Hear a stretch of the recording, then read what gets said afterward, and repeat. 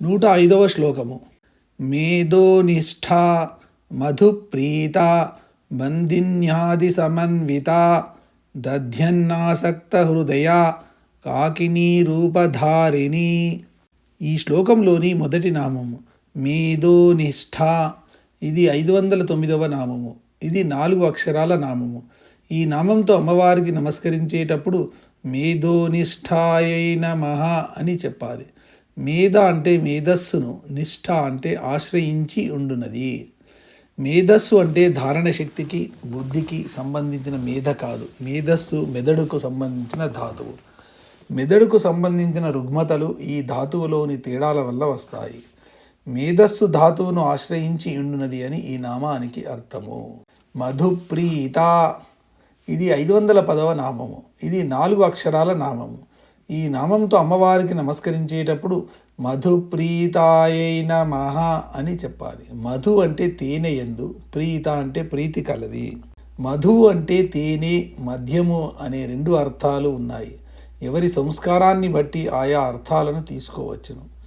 వామాచారులైతే మద్యము అనే అర్థాన్ని తీసుకోవడంలోనే ఉత్సాహపడి ఆ మద్యాన్ని అమ్మవారికి నైవేద్యం పెట్టి ఆ మద్యాన్నే స్వీకరిస్తారు. సమయాచారులు తేనెను నైవేద్యం పెట్టి తేనెను స్వీకరిస్తారు. అంతేకాదు, మధురంగా ఉండే ఇతర పదార్థాలను కూడా తేనెతో పాటు ఉపయోగిస్తారు. సూర్యుడు కిరణాల ద్వారా ప్రసరించే సూర్యరశ్మిలో అన్ని రకాల ద్రవ్యాలు సూక్ష్మ రూపంలో ఉంటాయి. భూమి వీటిని గ్రహించి వాటికి సంబంధించిన విత్తనాల్లోకి, ఖనిజాల్లోకి బదిలీ చేస్తుంది. చాందోగ్యోపనిషత్తులో సూర్యబింబము దేవ మధు అని చెప్పబడుతుంది. ఒక మధు విషయమే కాదు, సర్వ పదార్థాలు సూక్ష్మ రూపంలో సూర్యరశ్మిలో ఉండి తీరాలి. ఆ రశ్మిలో లేకపోతే సూర్య కుటుంబంలోని గ్రహాల మీద ఆయా పదార్థాలు ఉద్భవించవు అనేది ఒక శాస్త్రీయ దృక్పథం. మధువు నుండు ప్రీతి కలిగినది అని ఈ నామానికి అర్థము. తర్వాతి నామము బంధిన్యాది సమన్విత. ఇది 511వ నామము. ఇది 8 అక్షరాల నామం. ఈ నామంతో అమ్మవారికి నమస్కరించేటప్పుడు బంధిన్యాది సమన్వితాయై నమః అని చెప్పాలి. బంధిని అంటే బంధిని, ఆది అంటే మొదలైన పరివార దేవతలచే, సమన్విత పరివేష్టింపబడి ఉండునది. స్వాధిష్టాన పద్మానికి 6 దళాలు ఉంటాయి. ఈ 6 దళాలను వరుసగా 6 పరివార దేవతలు ఉంటారు. వారి పేర్లు వరుసగా భ, భ, మా, యా, రా, లా అక్షరాలతో ప్రారంభించిగా ఉంటాయి. ఈ పేర్లు బంధిని, 2 భద్రకాళి, 3 మహామాయ, 4 యశస్విని, 5 రమ, 6 లంబోష్టి. ఈ 6 చుట్టూ ఉండే 6 దళాల్లో ఉంటే పద్మము మధ్యలో కర్ణిక వద్ద స్వాధిష్టాన చక్రాధిష్టాన దేవత ఉంటుంది. గర్భస్థ పిండము 4వ మాసంలో ఉన్నప్పుడే జీవికి కలిగే పోటీతత్వ లక్షణము, తనను తాను పరిమితులతో బంధించుకోవడము మొదలైన వాటికి సంబంధించిన బీజాలు ఏర్పడతాయి. బంధిని మొదలైన పరివార దేవతలచే పరివేష్టింపబడి ఉండునది అని ఈ నామానికి అర్థము. ఈ శ్లోకంలోని తర్వాతి నామము దధ్యన్నాసక్త హృదయ. ఇది 512వ నామము.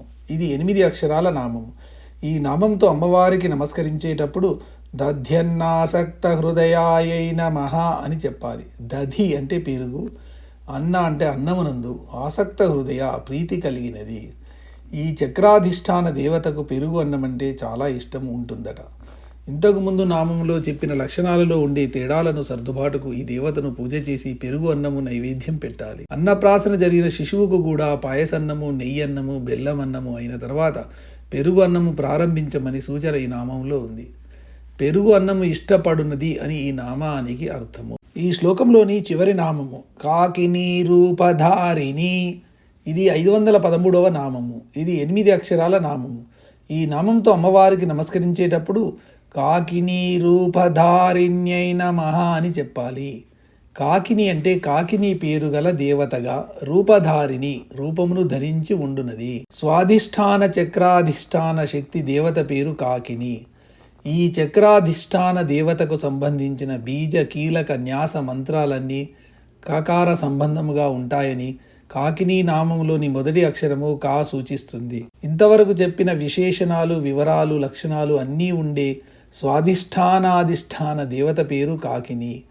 ఈ దేవతకు చెప్పిన లక్షణాలు, వివరాలు అన్నీ స్వాధిష్టాన దేవత ధ్యానానికి చెప్పిన ఒక శ్లోకంలో ఉంటుంది. స్వాధిష్టానాఖ్య పదే పద్మే రసదల సహితే వేద వక్త్రాం త్రినేత్రాం హస్తాభ్యాం ధారయంతీం